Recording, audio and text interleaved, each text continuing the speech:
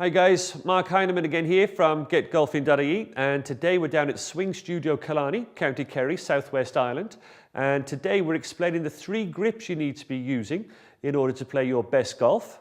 So let's take a look.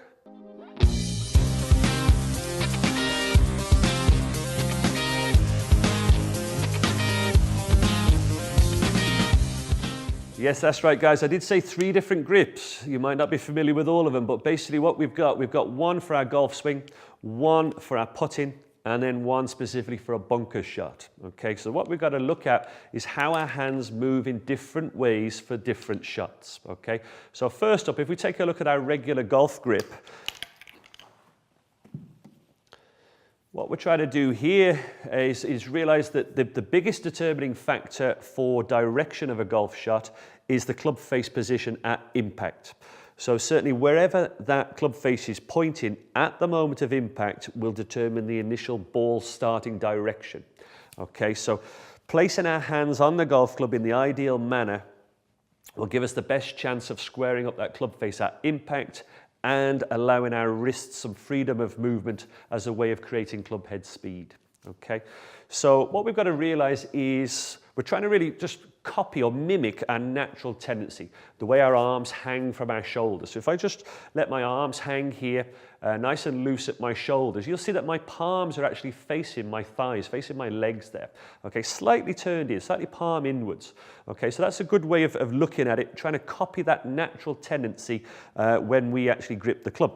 So if we take a look at the left hand first, now ideally about 1/4 inch or so from the end of the grip. Okay, I'm going to place the club here through the middle pad of my first finger. Okay, the middle pad of my first finger, and then through the heel, the base of the heel pad of my left hand. Okay, so if I just lay that nice and flat there, okay, you should be able to see that it's lying again through the middle pad, the heel of the hand, and I just close that over. Thumb just off center, quite a short thumb ideally. Okay, we'll talk about that, the importance of that left thumb in a short while. But if you just close your hand together, keep it out in front of your belly button, you should see 2.5 knuckles visible on the back of that left hand. So don't move your head around to check that. Try and keep it dead still out in front of you. Okay. Right hand, there's a couple of variations on that. Do we go interlock? Do we go overlap? Or what we call intermesh?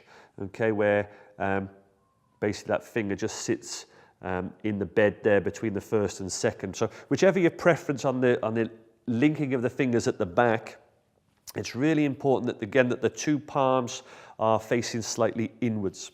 Okay, so what we end up with, again, 2.5 knuckles visible on this back of this left hand, and with the right hand we can bring that over the top, predominantly in the fingers here, and you'll end up with a V shape between your thumb and first finger of your right hand. That's going to be pointing straight up at your chin. Okay, but just going back to this thumb here, as I said, quite an important one, only a small detail, but it's important that this left thumb is just off center. It's just down the right side, your right side of center, because when we bring this right hand in, we'll find that the base of the thumb here, base of the right thumb, will just join and match this left thumb very nicely, just like a jigsaw puzzle. It just fits in here on top. We can push down with this right hand, okay? And when we get to the top of the backswing, if this left thumb is in the ideal position, again, just off center, we'll be able to feel that the left thumb is actually under the shaft and supporting the weight of the club shaft at the top of the backswing, okay? So that's really all we need to look at in terms of the grip. Always be aware, of course, of your grip pressure, and the best way to look at that is just to imagine on a scale of 1 to 10. So if we've got 1 being the loosest you can possibly have, 10 being the tightest, so you've got tension all the way up your arms, all the way up to the top of your shoulders, then ideally about 4 on a scale of 1 to 10 is what we're looking for.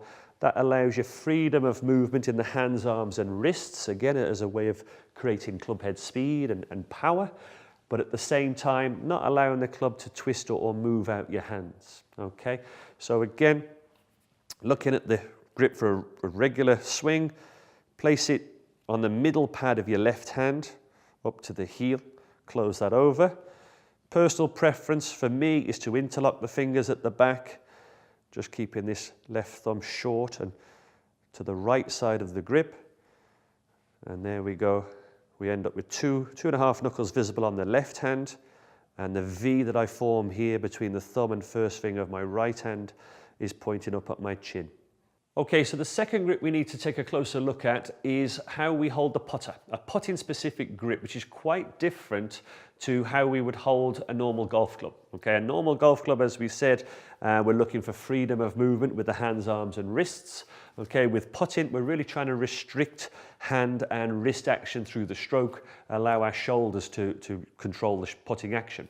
Okay, so what we've got to really look at there, even more so important than a full swing, is the putter face direction at the moment of impact. Okay, this is really responsible for 83% of the ball's initial starting direction. Okay, so if you're not holding those short ones that you expected to make, then first thing you've got to look at is what is the putter face doing when it actually hits the ball. Okay, so what we see with the advent of Sam Putt Lab more so is how the putter face opening and closing has a lot to do with excess hand action through the stroke.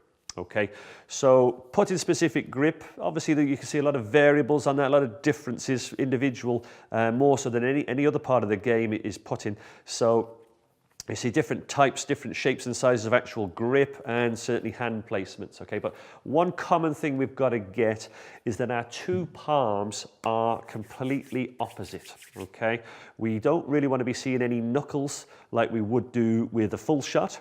Okay, basically again that allows freedom of movement, so trying to restrict the freedom of movement in your hands, arms and wrists, and that's really going to help you by gripping the club with the two palms completely opposite. Okay, and unlike the golf swing grip, we're looking for the putter to rest quite high in the hand here this time. Okay, so not so much through the middle pad and the heel of the hand like we would do with a golf grip, but much higher, almost under the base of this thumb pad here of our left hand. Okay, so when you look down, you should see no knuckles showing.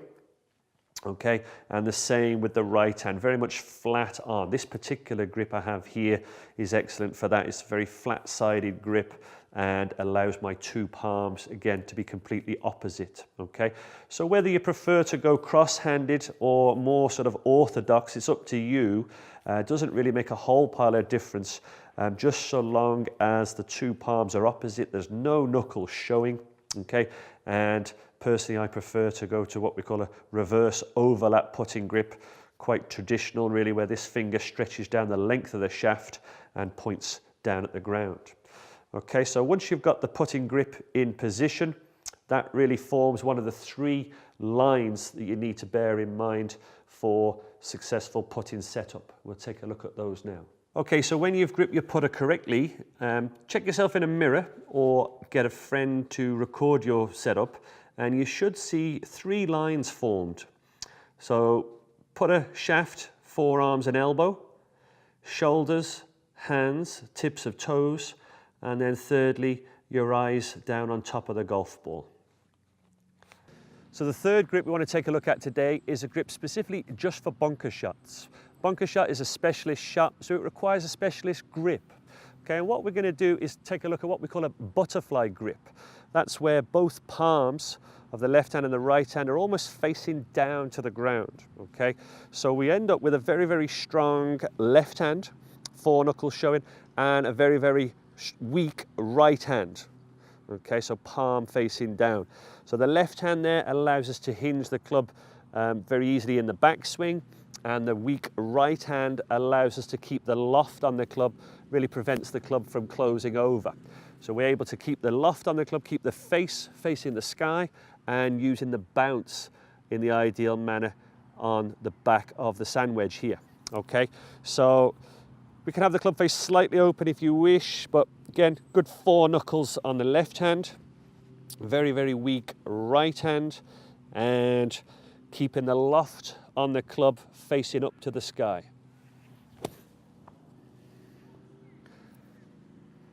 So that's the three different golf grips. We've got golf swing, we've got putter, and we've got bunker shot. If you've any questions, please comment in the box below, and if you haven't done so already, please subscribe to my channel so you don't miss out on any future videos. Talk to you soon.